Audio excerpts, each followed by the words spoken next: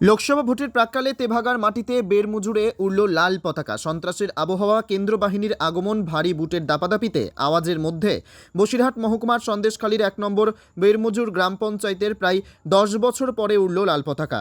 ২০১৩ সালের পঞ্চায়েতের নির্বাচনে বামেদের পরাজয়ের সাথে সাথেই বেরমুজুরে আর অন্য কোনো রাজনৈতিক ও অরাজনৈতিক সংগঠনের কাজ করা সম্ভব হয়নি। বেরমুজুরে সিপিআইএমের শেষ পতাকাটা যেখান থেকে খোলা হয়েছিল, আজ সকাল ৬টা ৩০-এ সেখান থেকেই ১০ বছর পরে আবার রক্ত পতাকা বাঁধার কাজ শুরু হয়। বর্ষিয়ান কমরেড পার্টি সদস্য ও একদল যুবকর্মী এগিয়ে এলো ঝান্ডা বাঁধার কাজে হাত লাগাতে। লাল ঝান্ডার পাশাপাশি বাম যুব সংগঠন ডিওয়াইএফআই শ্বেত পতাকাও লাগালো যুবকর্মীরা। আজ বেরমুজুর ১ গ্রাম পঞ্চায়েতের কাছাড়িপাড়া, কাঠপোল, নতুন বাজার, তেভাগার মোড়ে, অন্যদিকে বেরমুজুরে ২ নম্বর গ্রাম পঞ্চায়েতের ঝোপখালিতে পতাকা বাঁধা হলো। দীর্ঘদিন পর লাল ঝান্ডা দেখে আপ্লুত এলাকাবাসী।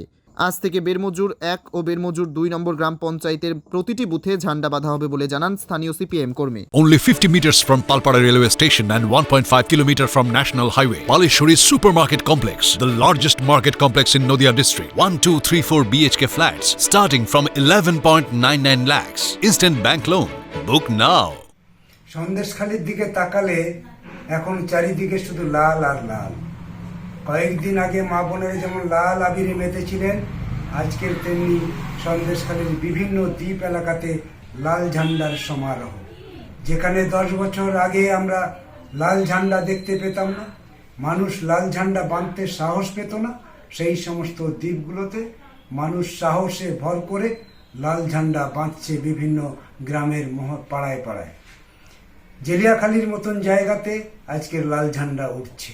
কোড়াকাঠি, দুর্গা মণ্ডপ, মণিপুর, বিভিন্ন দ্বীপ এলাকায়, খুলনার শীতুলিয়া, এই সমস্ত দ্বীপ এলাকায় আজকের লাল ঝান্ডা উঠছে।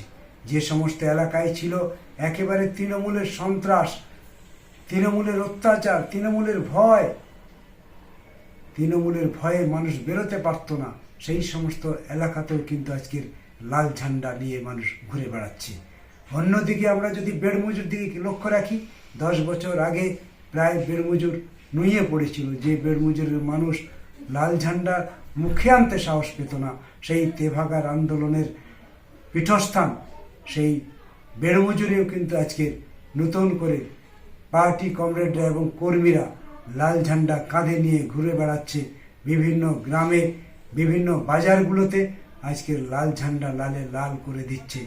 এটা প্রমাণ হয় তৃণমূলের যে অত্যাচার, সন্ত্রাস, এটাকে উপেক্ষা করেই মানুষ এখন সাহসে বুকে সাহস নিয়ে এগিয়ে চলেছে।